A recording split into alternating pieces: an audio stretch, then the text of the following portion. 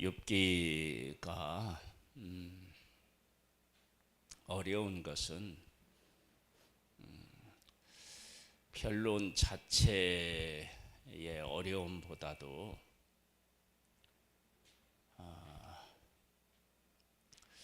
욥은 왜 고난을 겪어야 하느냐, 그 부분도 사실은 그 이유를 찾기가 쉽지 않고, 욥의 세 친구가 말하는 것도 틀린 말이 아닌데 하나님께서는 욥의 말이 옳고 친구의 말은 잘못됐다. 그래서 친구들에게 욥에 가서 사과해라, 잘못했다고 해라, 그렇게 말씀하신다는 거예요. 말 자체는 틀린 것이 아닌데 왜 틀렸다고 얘기하시나, 그것은 그 말을 어떤 동기에서 했느냐라고 하는 것 때문이겠죠. 그리고 또 엘리후에 대한 것은 하나님이 또 평가해 주시지 않으셔요. 볼륨을 조금만 줄여보세요. 네.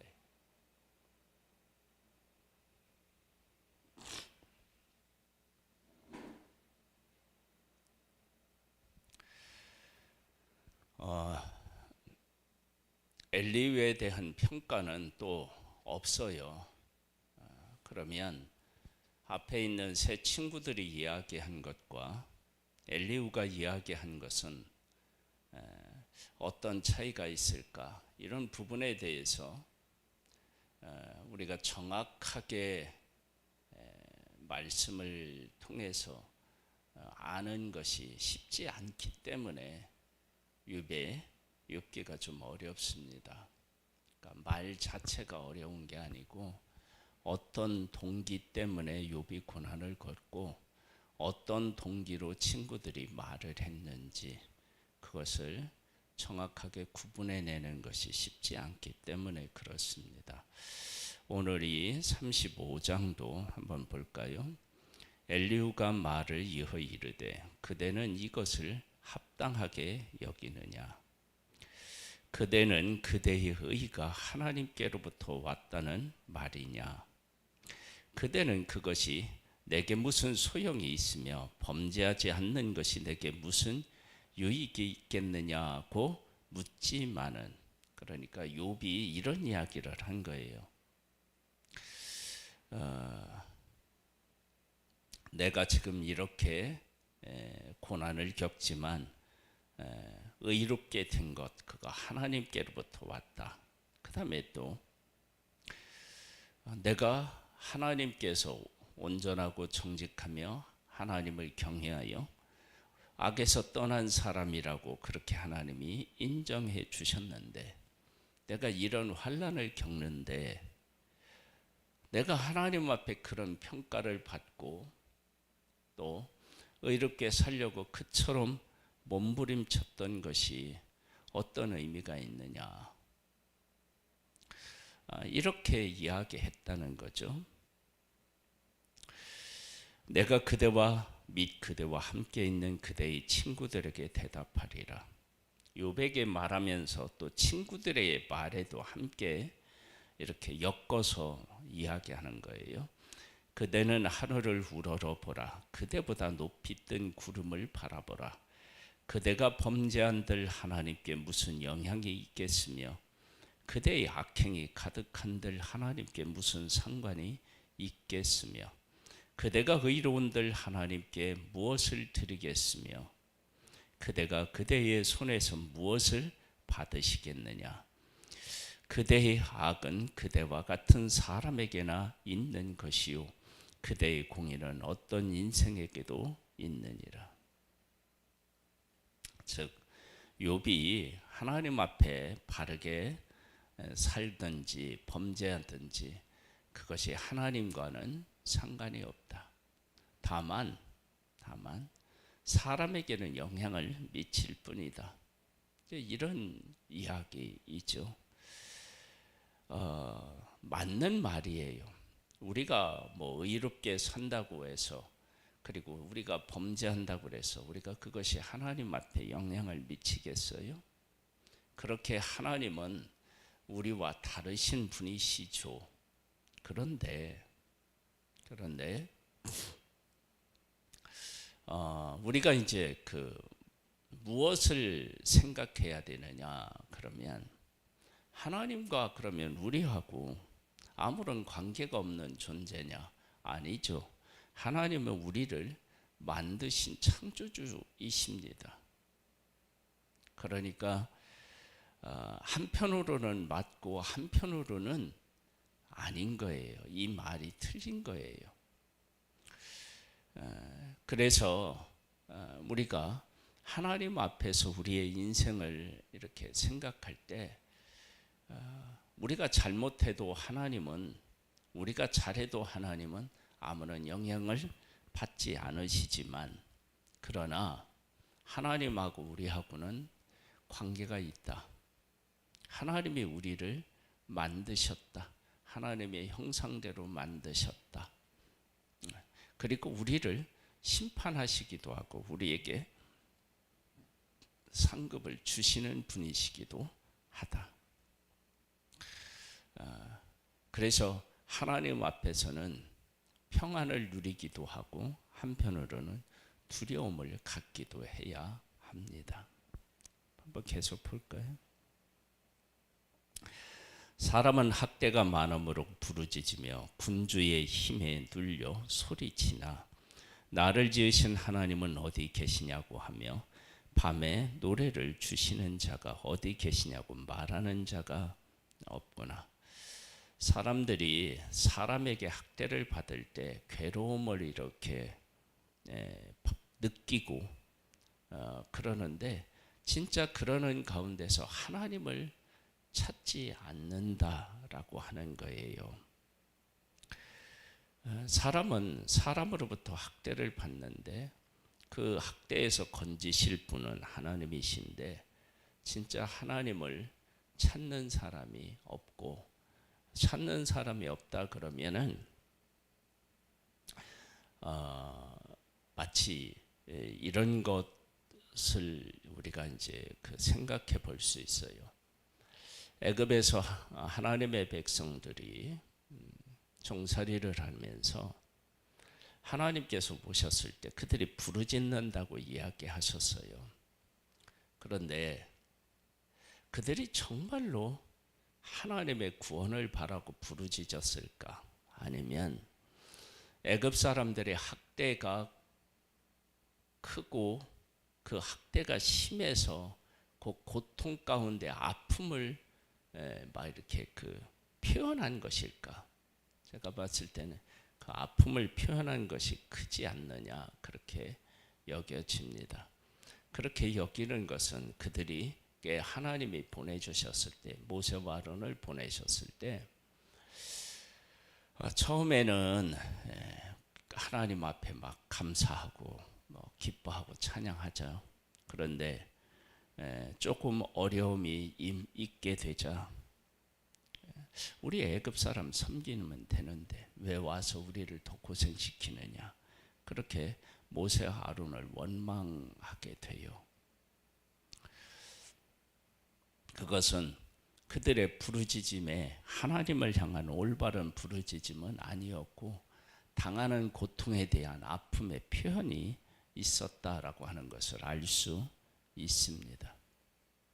즉 여기에서도 마찬가지예요. 이들이 학대를 받을 때 누구에게 은혜를 구하겠어요? 학대하는 사람에게 우리를 조금만 학대해서 학대를 좀 하지 말아주세요, 그런 부르짖음이 있겠고, 학대하는 사람에게 조금이라도 잘 보이려고 하는 마음이 있겠죠. 그렇게 사람들은 어리석게 살아간다는 거죠. 하나님 앞에 부르짖어야 되는데, 땅의 짐승들보다도 우리를 더욱 가르치시고 하늘의 새들보다도 우리를 더욱 지혜롭게 하시는 이가 어디 계시냐고 말하는 이도 없구나. 하나님께서 가르치시고 지혜롭게 하시는데 새들보다도 짐승들보다도 더 그렇게 하나님은 사람에게 관심이 있고 가르치기를 원하시는데 그런 사람은 하나님을 안 찾는다는 거죠. 그들이 악인의 교만으로 말미암아 거기에서 부르짖으나 대답하는 자가 없음은 헛된 것은 하나님이 결코 듣지 아니하시며 전능자가 돌보지 아니하심이라. 왜 하나님의 음성을 못 듣고 하나님을 왜 경험하지 못하느냐? 교만하기 때문이다. 하물며 말하기를 하나님은 배울 수 없고 일의 판단하심은 그의 앞에 있으니 나는 그를 기다릴 뿐이라 말하는 그대일까 보냐. 그러나 지금은 그가 진노하심으로 벌을 주지 아니하셨고 악행을 끝까지 살피지 아니하셨으므로 욥이 헛되이 입을 열어 지식 없는 말을 많이 하는구나. 여기에 보면 하물며 말하기를 하나님은 배올 수 없고 일의 판단하심은 그의 앞에 있으니 나는 그를 기다릴 뿐이라 말하는 그대일까 보냐. 욥이 지금 하나님 앞에서 하는 말에 대해서 이렇게 조롱하듯이 이야기하고 있어요. 그러니까 욥이라고 하는 사람이 욥의 고백을 이렇게 보면 때로는 하나님을 신뢰하는 그런 고백을 하지만 또 하나님이 하시는 일을 알 수 없어서 부르짖기도 하고요. 그리고 내가 왜 태어났느냐라고 하는 것까지도 이야기하는 모습을 보게 됩니다. 그러니까 여기서 지금 엘리후가 욥에게 하는 말들이 욥이 한 말 속에 다 있어요. 그런 말들이. 그런데 욥이라고 하는 사람의 처지를 생각해 보면 그럴 수밖에 없어요. 왜냐? 욥은 하루아침에 재산을 잃은 것뿐만 아니라 자녀를 다 잃어요. 그리고 하나님이 아무런 응답을 안 하셔요. 그리고 하나님께서 그 함께 하겠던 사람들이 다 떠나요. 그런 상태에서 하나님 앞에 부르짖는데 하나님의 응답은 없어요. 하나님이 자기를 인정해 준 건 알겠는데 응답은 없어요. 그런 과정에서 왜 인간에게 갈등과 고통과 아픔이 없겠어요? 그것을 솔직하게 욥은 표현해냈는데 엘리후의 그 욥에 대해서 하는 말을 보면 욥이 이렇게 얘기했는데 그런데 그것이 문제가 있다라고 또 이야기하는 거예요. 그러니까 욥기가 참 어렵죠. 왜냐하면 인간과 영의 세계가 서로 이렇게 엮여서 무엇이 옳고 그름에 대해서 이야기한다. 그러면 이것은 쉽지 않습니다. 그래서 욥도 자기가 당하는 이 고난을 다 받아들이고 이해할 수가 없어서 막 혼란스럽고 또 욥의 친구들도 다 알지 못하고 자기가 아는 범위 내에서 얘기하니까 맞는 것 같기도 하고 틀린 것 같기도 하고 지금 엘리후도 마찬가지예요. 하나님의 올바른 뜻을 아느냐? 그건 엘리후도 잘 모르지요. 그런 가운데 욥이 한 말을 정의로운 것 같이 생각되는 것 안에서 자기가 판단하니까 그러니까 그것도 옳기도 하고 그르기도 하고 맞는 말이기도 아니고 아닌 것도 있고 뭐 이러니까 어디에다 초점을 두어야 하느냐 그걸 모르는 거예요. 잘. 그러니까 욥은 이건 도대체 무슨 말을 하고 있나?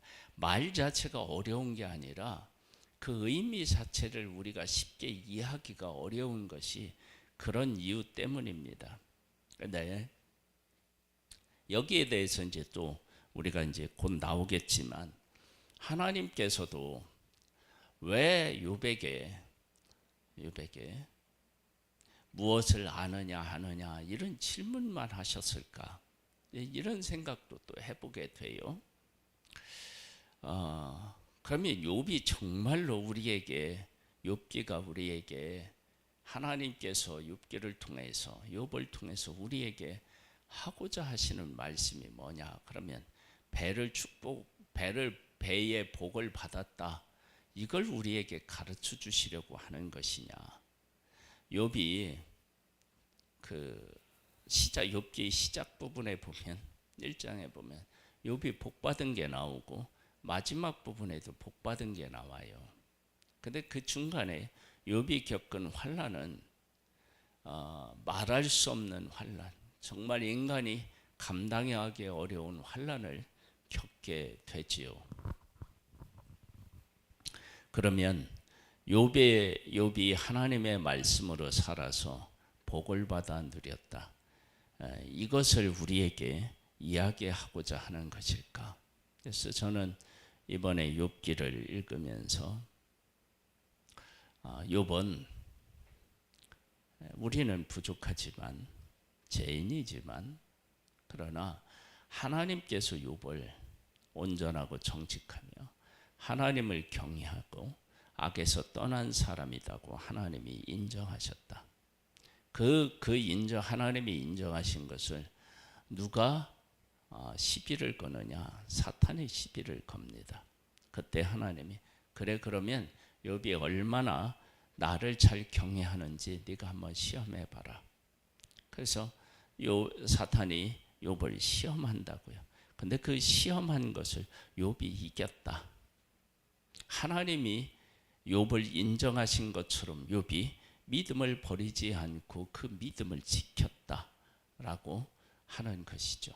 그런데 믿음을 지키는데 죄인이고 한계가 있는 인간이 기계처럼 우리에게 당하는 것들을 그렇게 감당할 수는 없습니다.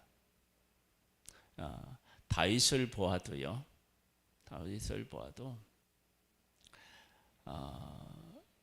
압살롬이 이렇게 반역을 할 때 사무엘상에서 나오는 그 반응과 시편에서 자기가 고백하는 것은 차이가 있어요. 그 일을 겪으면서 이야기했을 때는 하나님을 전적으로 신뢰하는 것 같은데 시편에 와서 보면은 내 원수가 어찌 그리 많은지요. 나를 치려 일어나는 자가 너무도 많다. 막 이렇게 하면서 자기가 당하는 아들이 반역하는 일에 대한 아버지로서의 고통을 막 호소해요. 하나님 앞에. 그러한 아픔 속에서도 하나님의 계심을 인정하고 그 하나님과 함께 그 문제를 해결해 나아가는 거예요. 그래서 어떻게 되느냐? 인간은요, 반듯하게 가는 것이 아니라 우리가 보면 칼짓자로 가는 것처럼 그렇게 믿음을 지키며 가는 거예요. 인간적으로 한계가 있고 또 고통을 느끼는 존재니까 그 고통을 느끼고 한계 가운데 있으면서 몸부림치면서 하나님을 구하고 하나님을 찾고 하나님을 바라보면서 나아가기 때문에 그러한 모습을 보면 정말 대단하기도 하고 어떤 때 보면 너도 뭐 나랑 크게 다를 것이 없는 그러한 평범한 사람이네, 그런 모습도 사실은 누구에게선지 다 발견하게 됩니다.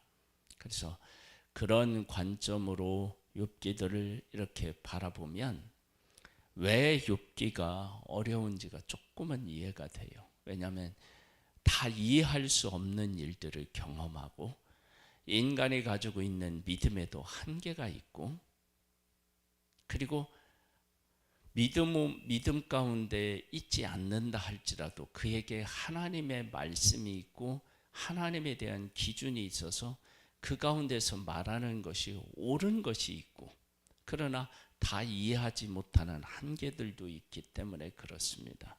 다만 욥기는 하나님께서 인정한 믿음의 사람이 어려움 속에서도 그 고통 속에서도 끝까지 하나님이 인정하는 그 믿음을 잃지 않고 버리지 않고 그 가운데서 살았다.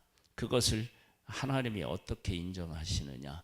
배의 축복으로 인정하신다라고 하는 것. 그러니까 그렇게 욥은 승리했다라고 하는 것을 하나님이 인정하신 것이 배의 복이다. 그래서 우리도 살면서 우리에게도 한계가 있고 육신적으로 당하는 고통과 아픔이 있기 때문에 곧장 가는 건 어려워요.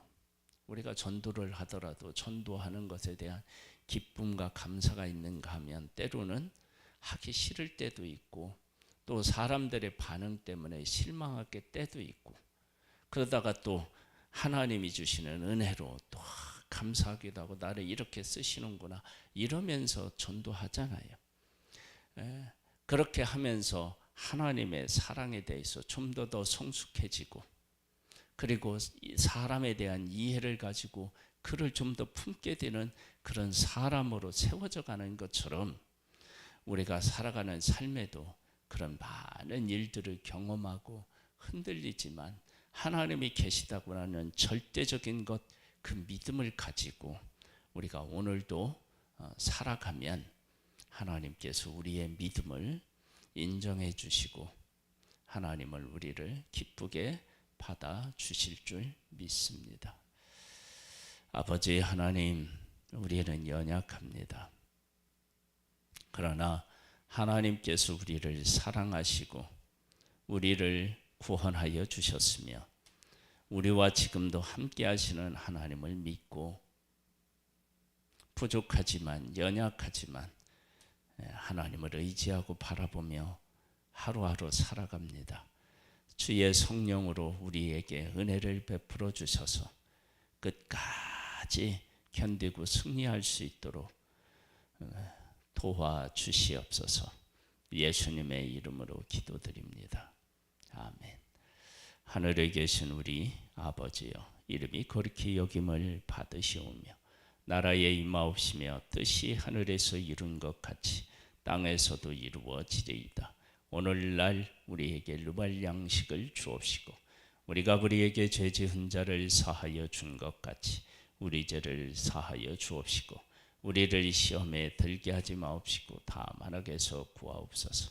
대개 나라와 권세와 영광이 아버지께 영원히 있사옵나이다. 아멘.